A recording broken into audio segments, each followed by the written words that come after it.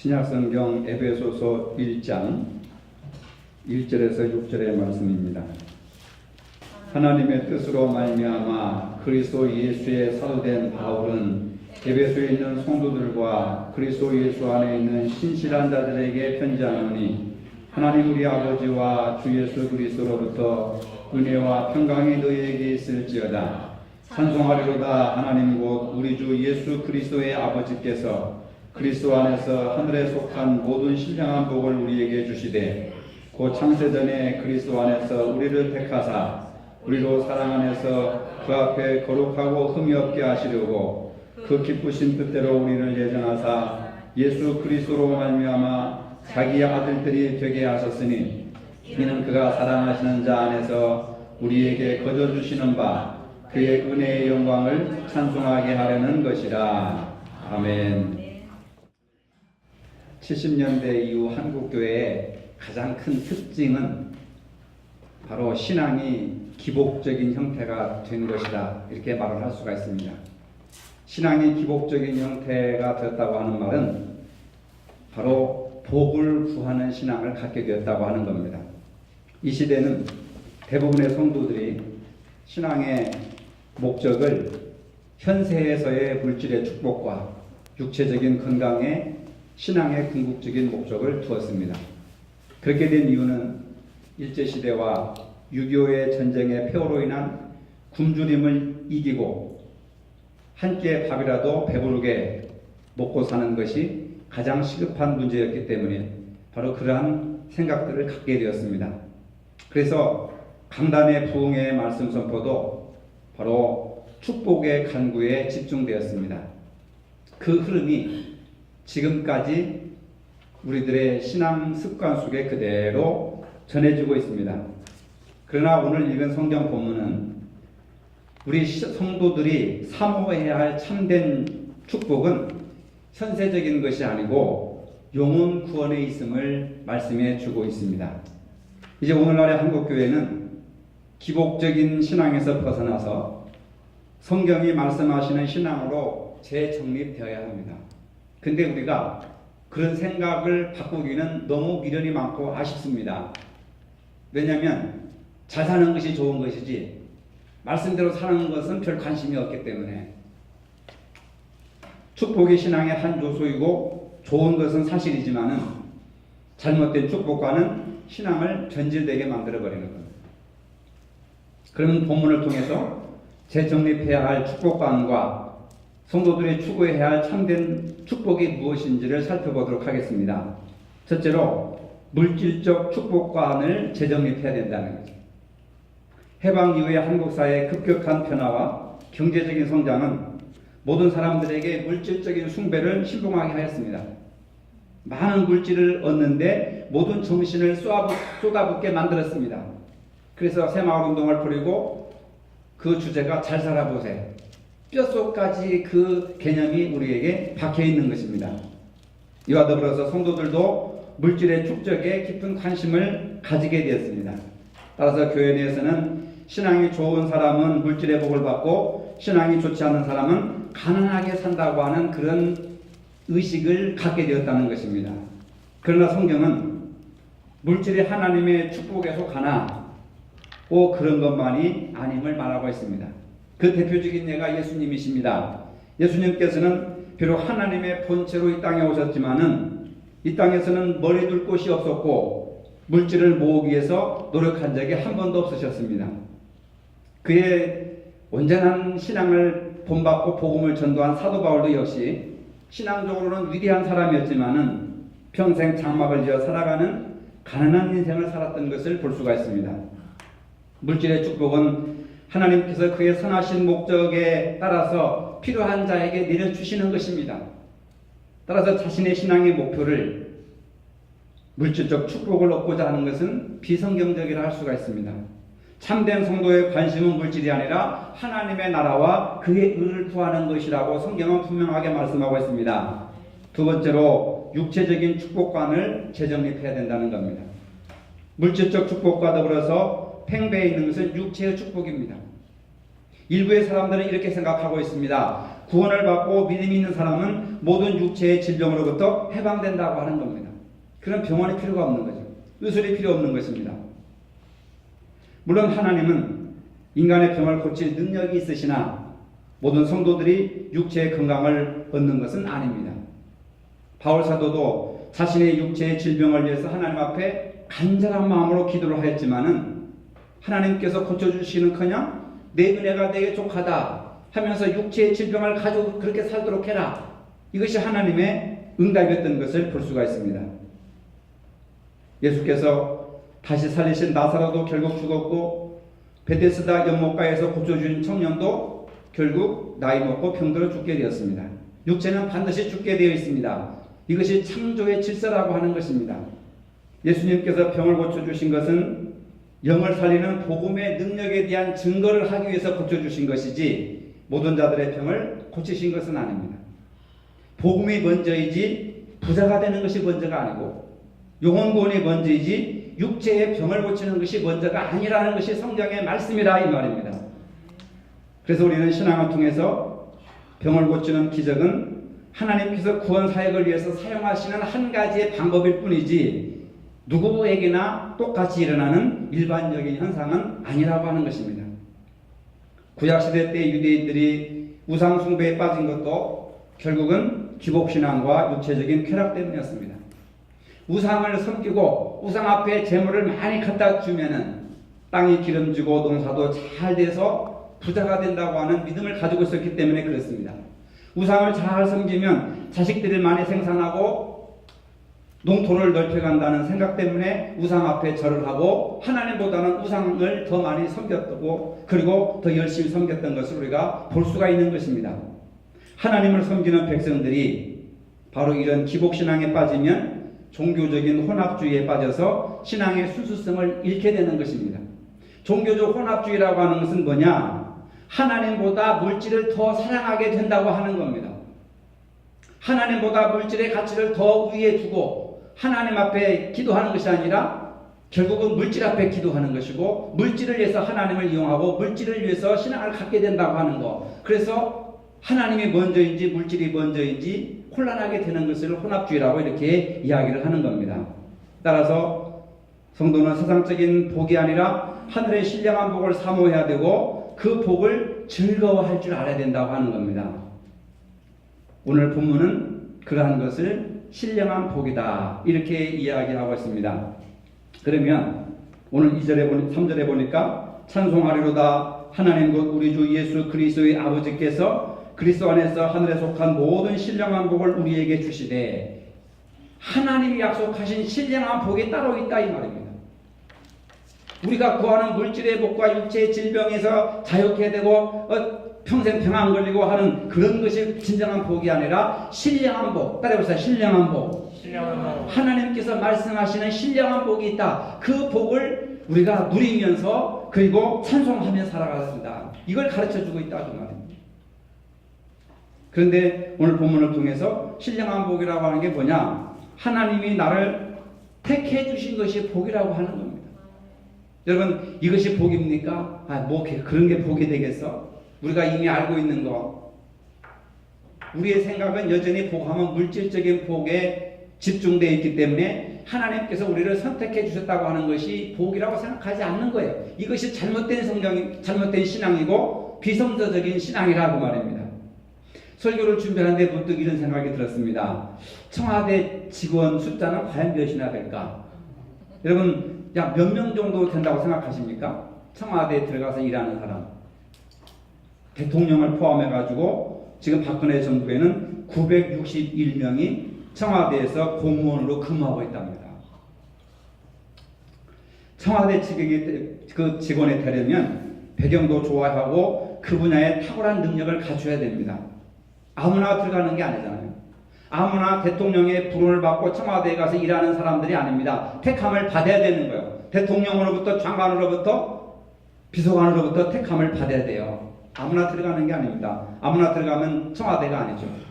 근데 전문 직원이 아닌 청와대 인턴 채용 자격의 기준을 살펴보니까 그냥 비정규직 청와대에 가서 파트타임으로 일하는 사람들의 자격을 보니까 엑셀, PPT, SPSS, 통계 프로그램의 능숙자, 영어 사용 가능한 자, 홈페이지 운영 경험자, 정치, 정책 관련 분야의 전공자, 유학 경험자, 영어 가능한 자, 우대, 이런 복잡한 자격을 요구하고 있더라는 거죠. 그 홈페이지 가서 찾아보니까 세상에서는 스펙이 좋고 자격을 갖춘 유능한 인재들을 구하고 있는 겁니다. 저는 아무리 청와대에 가서 근무를 하고 싶어도 여기에 해당되는 게 하나도 없더라고요. 그러니까 자격이 안 되는 거예요. 4년제 대학을 나오고 1대 대학을 나와도 청와대에서 요구하는 자격이 주어지지 않으면, 갖추지 않으면 들어갈 수가 없는 거예요. 국무총리 백이나 있고 청와대 대통령의 친척이라 되면 몰라도요, 자격을 갖추고 이 조건에 맞춰서 들어갈 사람이 과연 몇이나 되겠는가. 하지만 성경은 그 내용이 다르다 그 말입니다. 하나님께서 아브라함을 부르실 때 어떤 자격과 스펙과 조건을 요구하신 것이 아니더라고요. 그냥 너는 복의 근원이 될지라 하면서 아브라함에게 약속을 하시는 겁니다. 이 약속으로 아브라함은 하나님의 택하심을 받은 거예요. 하나님께서 아브라함을 아무런 조건 없이 택하신 그 자체가 아브라함에게는 큰 복이라고 하는 사실입니다. 아브라함의 어떤 자격과 조건이 있어서 하나님께서 복의 근원이 될지라고 택해 주신 것이 아니라, 아무런 자격도 조건도 없는 그 아브라함을 너는 복의 근원이 될지라라고 불러주신 것이 복이라는 것을 믿으시기를 바랍니다. 오늘 우리들도 예수 믿게 된 것이, 이것이 우리에게 복이라고 하는 사실이에요. 다른 것을 더 여러분 요구하지 마세요. 더 바라지 마세요. 예수 믿고 구원받은 거, 하나님께서 창세전에 우리를 택하여 부르셨다고 하는 것이, 이것을 축복으로 생각하시기를 바랍니다. 근데 왜 그걸 복으로 느끼지 못하느냐 말이에요. 성경에서는 이것이 복이라고 하는 거예요. 이것이 창세전에 너를 택하여 부르신 것이 복이라고 하는 겁니다. 3절 4절에 성도가 하늘의 신령한 복을 받는 사실에 대해서 설명하고 있습니다. 신령한이라고 하는 말은 성령으로부터 흘러나오는 그런 뜻입니다. 물질적인 것이 아닌 영적인 복을 의미하는 거예요. 근데 왜 우리는 영적인 복을 받았음에도 자꾸 물질적이고 육체적인 복을 사모하면서 갈망하면서 불행하다고 생각하고 하나님이 안 계신다고 생각하면서 엉뚱한 그런 복을 구하고 있는가? 여러분, 우리가 오늘 구하는 것은 신령한 복. 하나님께서 창세전부터 우리를 성도로 자녀로 삼아주시고 선택해주신 그것이 복이라고 하는 사실을 깨닫지 못한다면 여러분들의 인생은 결코 행복할 수가 없습니다. 그리고 복의 내용 중에 창세전의 성도가 그리스도 안에서 택하심을 받은 사건을 제일 먼저 언급하고 있죠. 창세전에 우리가 택하심을 받은 것은 우리가 세상에 태어난 살던 중에 갑자기 필요에 의해서 하나님께 선택받은 것이 아닙니다. 우리가 자원해서 시험에 합격해서 된 것이 아닙니다. 천지 창조 이전에 이미 우리를 이 땅에 보내시되 자신의 자녀로 삼을 계획을 가지고 계셨다고 하는 거예요. 얼마나 놀랍고 얼마나 감동스러운 얘기입니까? 우리가 태어나기 이전에 먼저 하나님은 우리에 대한 계획을 가지고 계셨다고 하는 거예요. 바울은 이것이 축복 중에 신령한 축복이다, 이렇게 얘기하고 있습니다. 이처럼 엄청난 축복 속에 사는 우리는 이 받은 은혜를 한치도 잊어서는 안 된다고 하는 겁니다. 두 번째 신령한 복이라고 하는 것은 그리스도 안에서의 구원된 것이 복이라고 하는 거예요. 하나님의 택하심을 받은 사람은 반드시 예수님을 구주로 영접하게 되어 있습니다. 그래서 사도행전 13장 48절에 영생을 주시기로 작정된 자는 다 믿더라. 하나님께서 영생을 주시기로 작정된 자는 다 믿더라, 그렇게 했습니다. 하나님의 택하심을 받은 사람은 어떤 종교를 선택해도 구원을 받을 수 있는 것이 절대로 아닙니다. 오직 예수님을 믿어야 죄사함을 통해서 구원에 이를 수가 있는 것입니다. 사도행전 4장 12절에 다른 이로서는 구원을 얻을 수 없나니 천하 인간의 구원을 얻을 만한 다른 이름을 주신 일이 없음이니라 하는 겁니다. 예수님이 없으면 우리는 죄사함도 받을 수 없고 구원에 이를 수도 없습니다. 하나님은 인간의 생각으로 이해할 수 없는 방법으로 구원의 방편을 삼으셔서 지혜 있는 자들을 부끄럽게 하시는 겁니다. 십자가의 도, 십자가를 통해서 믿음을 갖게 하고 죄사함 받게 하고 이를 통해서 의로워지고 구원받는다고 하는 이 사실을 부끄럽게 여기는 거예요.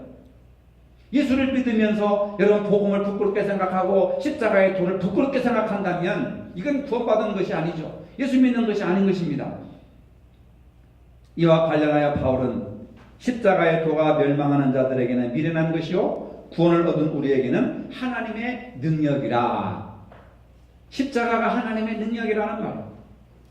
여러분 십자가가 하나님의 능력이라고 하는 것은 비싼 돈 주고 십자가를 세워놓고 목걸이, 귀걸이, 팔걸이, 팔찌 십자가로 하라는 것이 아니라 십자가를 바라보며 사는 사람이 바로 능력 있는 사람이다. 십자가를 바라보고 사는 삶이 능력 있는 삶이다. 십자가는 뭡니까? 자기 죽음이라는 거예요. 자기 파괴라고 하는 겁니다. 자기를 희생시키는 것이 십자가예요. 그것이 바로 능력 있는 삶이라 하는 거예요. 그리고 이러한 우리의 믿음은 우리의 결단적인 의지에서 나타나는 것이 아니라 오직 하나님의 은혜로 주어진 선물이라고 하는 거예요. 그러니까 아무나 능력 있게 사는 것이 아닙니다. 아무나 십자가를 말하지만 아무나 십자가의 능력을 가지고 사는 것이 아니에요. 오직 하나님의 은혜로서 택하신 받을만 받을 수 있는 선물이라고 하는 겁니다. 그 다음에 세 번째로 신령한 복은 성령의 인치심이 복이라고 하는 겁니다. 마지막 때에 두 종류의 인을 받은 사람으로 구분됩니다. 어떤 사람은 짐승의 인을 받아서 지옥의 형벌에 빠지는 반면에 어떤 사람은 성령의 인을 받아서 하나님의 나라의 상속자가 되는 것입니다. 계시록에도 분명히 나와 있는 거죠. 이처럼 성령의 인은 성도가 마지막 심판날에 하나님의 자녀된 증거로 심판을 면하고 영광으로 들어갈 수 있는 보증수표가 성령의 인을 받았느냐 받지 못했느냐 이겁니다. 로마서 8장 9절에 그리스도의 영이 없는 사람은 그리스도의 사람이 아니다 이렇게 말하고 있습니다. 여러분 오늘 여러분들에게는 그리스도의 영이 있습니까? 그리스도의 영이 있다는 것은 성령이 내 안에 내주하셔서 그 성령의 인도하심을 따라 살아가는 생활 형태를 얘기하는 거예요. 그래서 바울은 그리스도의 영이 없는 사람은 미안하지만 그리스도의 사람이 아니다. 오늘 여러분들은 우리가 뭘 먹고 뭘 입을까 마실까 이걸 구하는 것이 중요한 것이 아니라 그리스도의 영이 나와 함께 있는 거예요. 내 안에 그리스도의 영이 있는가? 이런 것에 대한 본질적인 고민을 좀 해야 되는 겁니다. 또한 로마서 8장 16절에 성령께서 우리가 하나님의 자녀인 것을 증거하신다고 고백하고 있습니다. 믿는 자를 하나님의 자녀라고 합니다. 그렇다면 자녀인 것을 증거하라 이 말이에요. 요즘은 친자 확인을 위해서 친자 확인서를 병원에 가서 이렇게 검사받아가지고 오잖아요. 머리카락이나 또 이 침액이나 뭐 이런 것들을 비닐봉지에 이렇게 넣어가지고 드라마 영화 같은 데 보면은 그래가지고 병원에 가서 검사하잖아요. DNA가 내 어머니와 일치하는가 아버지와 일치하는가 그 결과를 보면은 뭐 친자 확인이 99.9%가 일치하다. DNA가 일치하다. 그러면 친자고 그렇지 않으면 좀 이상하다. 부모와 자식도 믿을 수가 없어가지고 DNA 구조가 일치한가 일치하지 않는가.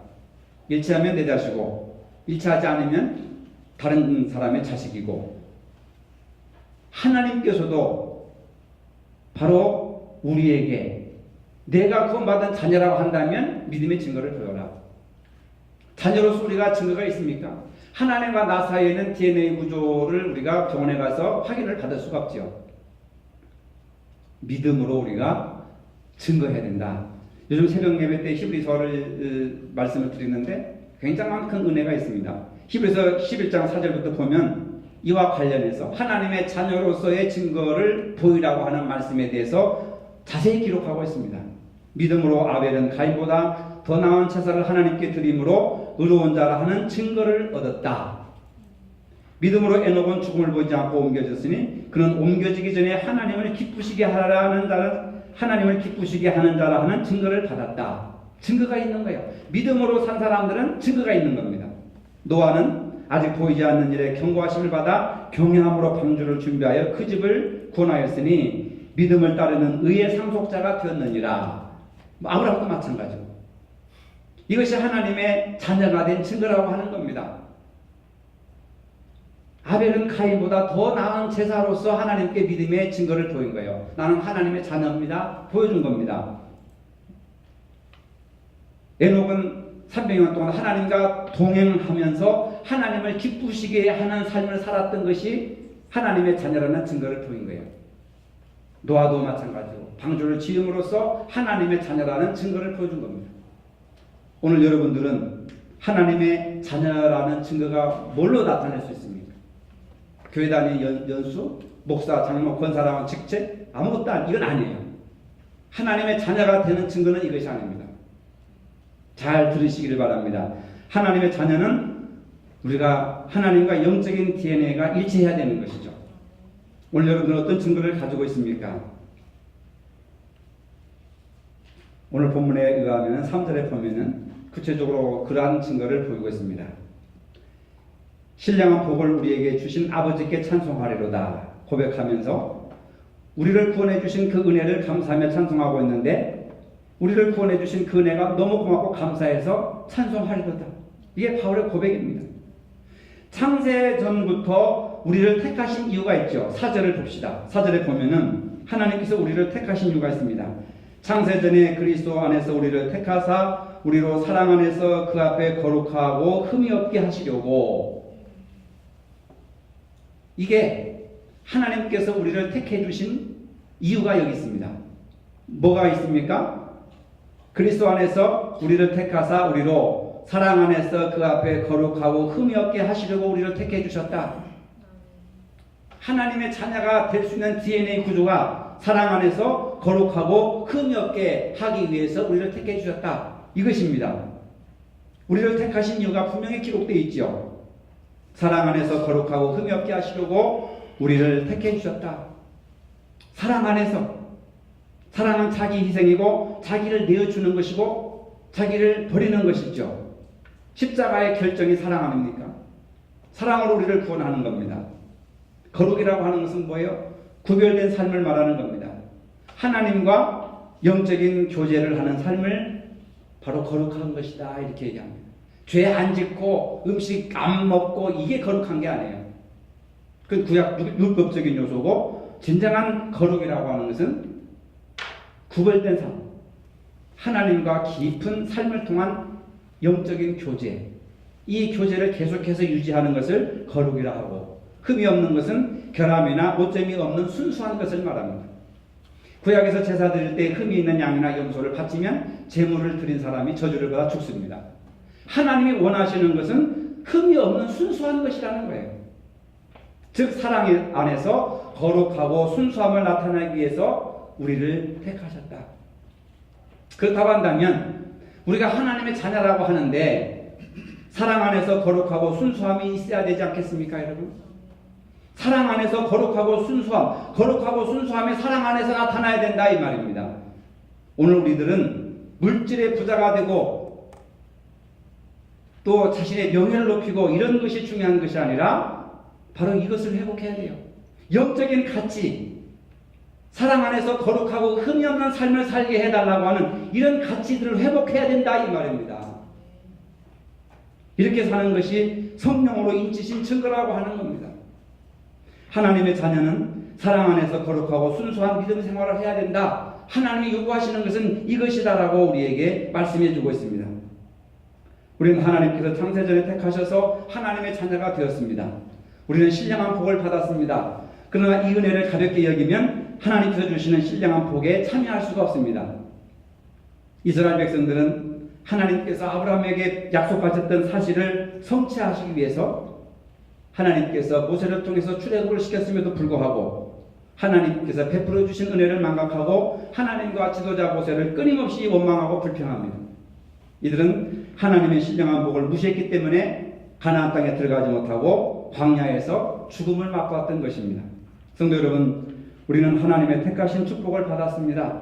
예수 그리스도를 믿음으로 구원을 받았습니다. 성령의 인치심을 받았습니다. 이제 우리는 물질적인 가치보다는 영적인 가치에 더 관심을 둬야 하는 것입니다. 물질은 수단이지 인생의 목적이 돼서는 안 됩니다. 물질을 가지고 복음을 위해서, 사람을 살리는데, 영혼 구원을 위해서, 교회를 살리는데 이런 것을 위해서 물질을 사용하라고 하는 것이지, 물질을 축적하는 것이 그게 하나님의 본래의 뜻이 아니라 하는 것을 우리가 말씀을 통해서 알 수가 있는 겁니다. 물질은 수단이지 목적이 아닙니다. 우리의 궁극적인 목적은 영혼 구원이고 축복을 받는 것이고 많은 사람들이 구원받는 것입니다. 복음을 위해서 사랑 안에서 거룩하고 흠이 없는 삶을 살아감으로 신령하고 참된 축복을 누리는 저와 여러분들이 되어야 될 줄로 믿습니다. 거룩하신 아버지, 창세전부터 우리를 택하여 자녀 삼아 주심을 진심으로 감사를 드립니다. 이제 우리는 하나님의 자녀로서 세상에서 거룩하고 흠이 없는 삶을 살게 하여 주시되, 거룩하고 흠이 없는 이 순수한 삶이 사랑 안에서 이루어지게 하시고 사랑 가운데서 나타나게 하여 주시옵소서. 이것이 신령한 참된 축복임을 오늘 다시 한번 깨닫게 하시고 믿음으로 살게 도와주시옵소서. 예수님의 이름으로 기도합니다. 아멘. 이제는 우리 주 예수 그리스도의 은혜와 하나님 아버지의 무한하신 사랑과 성령의 교통하심이 사랑 안에서 거룩하고 흠이 없는 삶이 신령한 참된 복임을 알고 그렇게 살기를 원하는 사랑하는 모든 성도들 머리 위에 이제로부터 영원토록 함께 하시기를 축원하옵나이다. 아멘.